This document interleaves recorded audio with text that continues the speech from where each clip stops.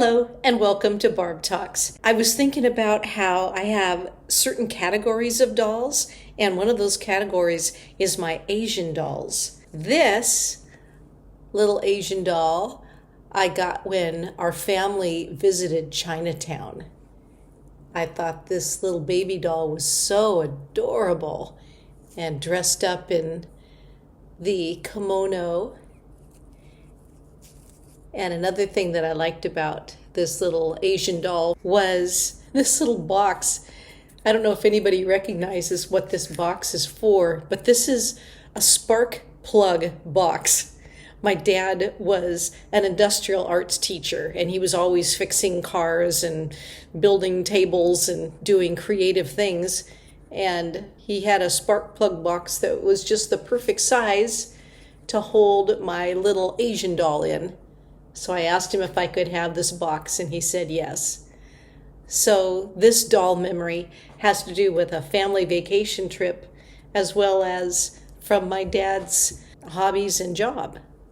The next Asian doll I got was, my mom was a school teacher as well. Both my parents were school teachers. One of the things that my mom was involved in was, I don't know if it was Scholastic books, it might have been the precursor to that, where teachers could get a little package every month that would have a different exploration of a country around the world's culture, their toys, a map of the particular country, a book about the things that, like what their gross national product was and what their main exports and imports were. And one of the packages that my mom received was for Japan. This little doll, who is also wearing a kimono, I'm assuming it was Japan. I don't have the original maps and stuff. What I find interesting about this particular doll is the costume is hand sewn.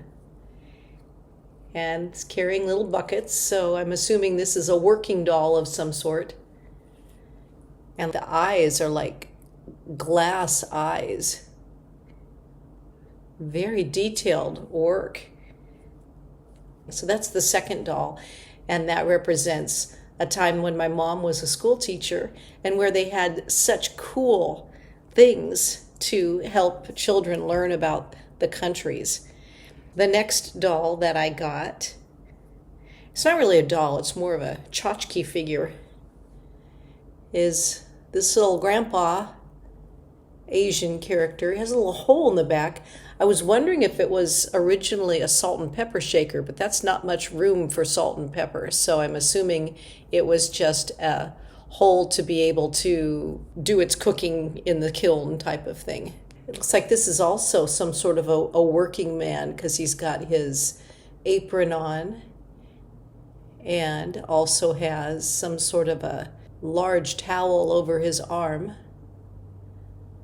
But I thought that was interesting, and I got this from a friend of mine was having a sale of a lot of dishes that an aunt of his, who he'd inherited the dishes from, the aunt was going to start a store. This was before eBay and Etsy and all that, but she was going to start a store using old china and sell the china for people that needed replacements. But then she passed away, and this particular item was in with that china. I just thought it was just really adorable. A happy working person, happy working man, an older man. The next Asian item I picked up was through a catalog for a museum. There's a particular name for these. I think it's called not skays or something. If somebody knows the name of what these are, go ahead and mention it in the comment below. But there's like a little tea kettle and a little animal in the corner. I don't know if that's a faux dog. No, it's not. It looks like a person, actually. It's like they got a little diaper on. So this was a storyline. I think this whole thing represents a story,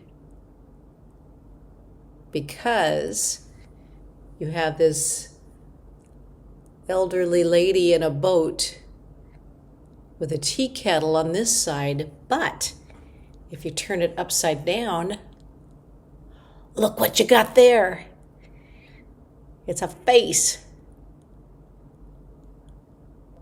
I'm not sure what story goes with this. I don't remember, but I think from the museum site that I bought it on, this, I believe, was a reproduction of something that was in some museum. Now I'm really curious to know what the story was behind it. You know the story behind this figurine? If you can leave it in the comments section below, I'd appreciate that. But I just liked the detail of it and the surprise of it.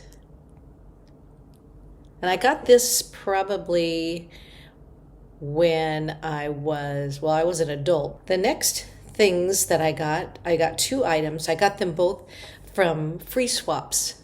One of them is this beautiful hospitality figure, and it has some numbers underneath. I looked up the numbers. It was 1950s era.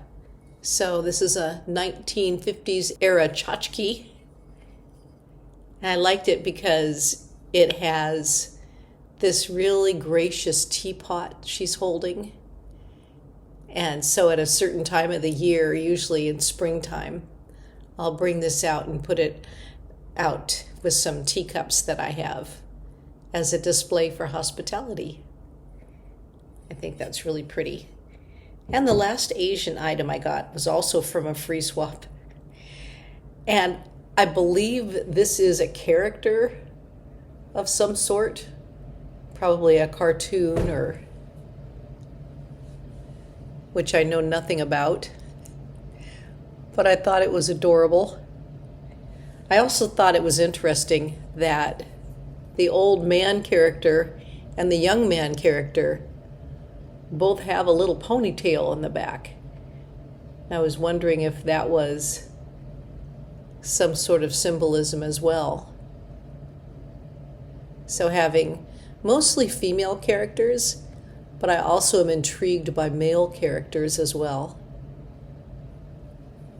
So that's the dolls from my Asian collection that I've collected over the years, not necessarily because they were worth something important, but just because they spoke to me at different times of my life. And I also am curious about how long I'm going to end up even holding on to these, because as I've been going through and talking about my doll collection on Barb Talks, it's like after I get the memories put down on this video, sometimes I'm ready to let the dolls go. I will give them to my daughter if she's interested, or I will offer on our local Buy Nothing network. I had an Italian doll that a friend of mine had given me, and it was beautiful. And I enjoyed it for a while, but then I was done with it, and so I offered it on Buy Nothing, and it turned out somebody's mom was Italian, and she loves dolls, was a doll collector. So I was able to gift that Italian doll to her to give to her mother. And it's just really kind of fun being able to enjoy items myself. And the memories, again, my mom's teaching, our family trip actually the family trip was in the 70s, and we not only went to San Francisco Chinatown, but we also went down to Arizona to visit my grandparents and went to some other places, and I also got dolls from that trip. But it's just fun thinking back over these things, but I'm assuming there's going to become a time in my life when I'm ready to let these go. Not yet, but maybe sometime. What kind of things do you collect or have you collected? And are you planning on holding on to them? Are you planning on gifting them to children, grandchildren, neighbors, friends? I just think as I get older, I like the idea of decluttering and downsizing, but I also don't want to wait till the last minute and then have a bunch of stuff and not know where to gift it to and it end up all going to Goodwill or something. I like being able to tell the memories and give away the item while it's still something fresh in my mind and I know that it's going to a place where someone else will appreciate it. So I'm curious if other people are doing that too at this stage of their life. Thanks for being with me today and sharing my memories of Asian dolls. And thanks for watching Barb Talks.